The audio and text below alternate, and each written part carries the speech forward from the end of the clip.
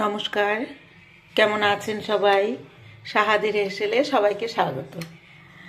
আজ রান্না করব মিক্সড পনির সবজি, সেটাই আপনাদের সঙ্গে একটু শেয়ার করছি।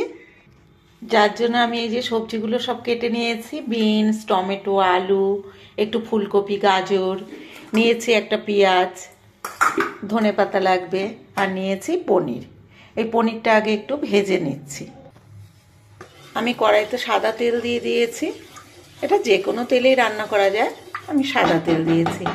আগে একটু পনিরটা ভেজে তুলে নেব। পনিরটা আমি ছোট ছোট করে কেটে একটু নুন আর হলুদ দিয়ে ভেজে তুলে নিচ্ছি। একটু নুন দিয়ে দিলাম আর সামান্য একটু হলুদ। পনিরটা হালকা করে একটু ভেজে তুলে নিচ্ছি।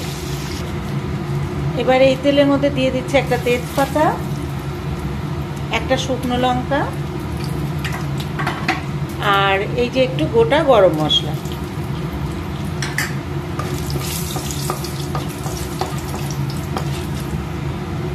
এবার দিয়ে দেবো এই যে একটা পেঁয়াজ কেটে নিয়েছি, এই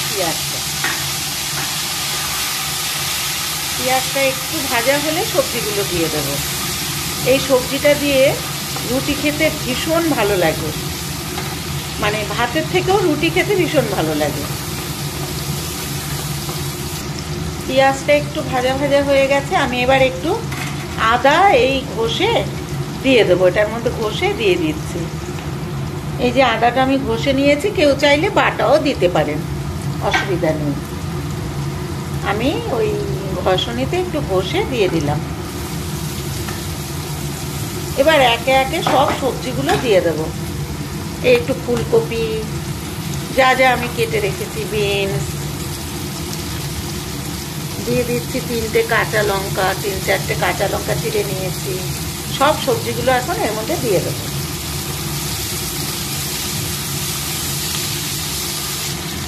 দিয়ে দেবো স্বাদ মতো নুন,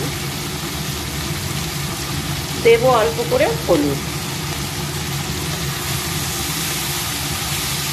সবজিটা এবারে একটু ভাজা ভাজা হয়ে এলে দেবো এই যে কড়াইশুঁটি। এই শীতের দিনে এই সবজিটা খেতে এত টেস্ট হয়, খুবই ভালো লাগে। রুটি, পরোটা, মানে সব কিছু দিয়েই খাওয়া যায়। একটু ভাজা ভাজা করে নিচ্ছি এটা। সবজিটা ভাজা ভাজা হয়ে এসছে, একটু দিয়ে দিলাম জিরার গুঁড়ো আর একটু লঙ্কার গুঁড়ো। এবার ঝালটা কেউ কাঁচা লঙ্কাই ব্যবহার করতে পারেন, কোনো ব্যাপার না। আর দিয়ে দেবো এই যে টমেটো কেটে রেখেছিলাম, টমেটোটা। সবজিটা আমার ধরুন 5 থেকে 7 মিনিটের মতো ভাজা ভাজা হয়ে গেছে।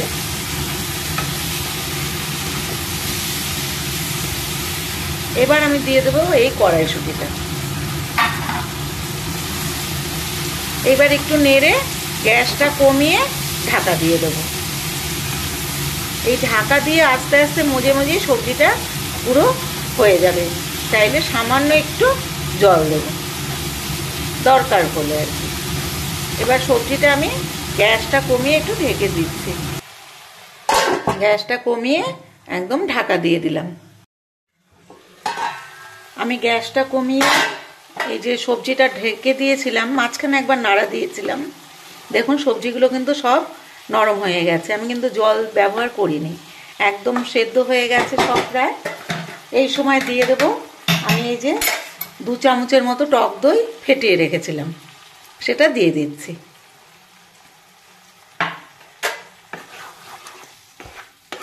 এই সবজিটা কিন্তু মানে আমি পেঁয়াজ দিয়েছি বলে, পেঁয়াজটা না দিলে কিন্তু একদম নিরামিষ। এবার টক দইটা দিলাম, আমি এখন একটুখানি ধনেপাতা দিয়ে দেবো এই সময়, আর একটু লাস্টে দেব। টক দইটা দিলাম, এইবার একটু ঢেকে দেব। আর দিয়ে দেবো এই সময় মিষ্টিটা, দিয়ে দেবো 1 চামচের মতো চিনি। মিষ্টিটা একটু দিতেই হবে, এই সবজিতে মিষ্টি না দিলে ভালো লাগবে না। আর পনিরটাও এই সময় দিয়ে দিচ্ছি, কারণ সবজিগুলো কিন্তু সব নরম হয়ে গেছে।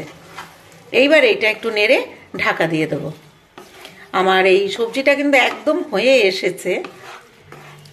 আর এবার আমি আবার 2 থেকে 3 মিনিটের জন্য একটু ঢাকা দিয়ে দেবো। সব দিয়ে দিয়েছি, লাস্টে আরেকটু ধনেপাতা দেব। এবার আবার একটু ঢেকে দিচ্ছি।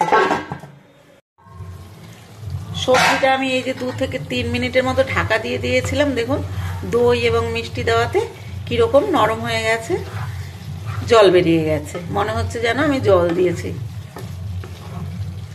সবজিটা কিন্তু একদম হয়ে গেছে, আমি দেখেছি সব কিছু ঠিক হয়েছে এবং দেখুন সবজিও সব একদম নরম হয়ে গেছে। আর মানে টেস্টটাও ভীষণ ভালো এই সবজির, রুটি পরোটা লুচি সব দিয়েই খেতে পারবেন। আমার রান্না যদি আপনাদের ভালো লেগে থাকে সাবস্ক্রাইব করবেন আর কমেন্ট করবেন কেমন লাগছে। বন্ধু হয়ে পাশে থাকবেন, সবসময় বলে থাকি। সবজিটা আমি আর একটু সময় ঢাকা দিয়ে দিয়েছিলাম, দেখুন একদম মজে গিয়ে কিন্তু সবজির যে তেল বেরিয়ে গেছে।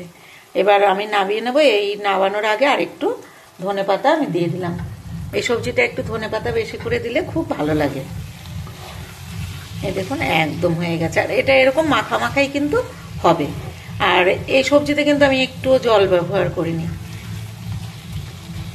একদম রেডি আমার এই যে পনির মিক্স সবজি। দারুণ খেতে লাগে, এটা করে দেখবেন। ভালো লাগলে একটা লাইক করে দেবেন, সাবস্ক্রাইব করবেন। এই যে দেখুন নামিয়ে নিয়েছি। সকলে সুস্থ থাকবেন, ভালো থাকবেন। নমস্কার।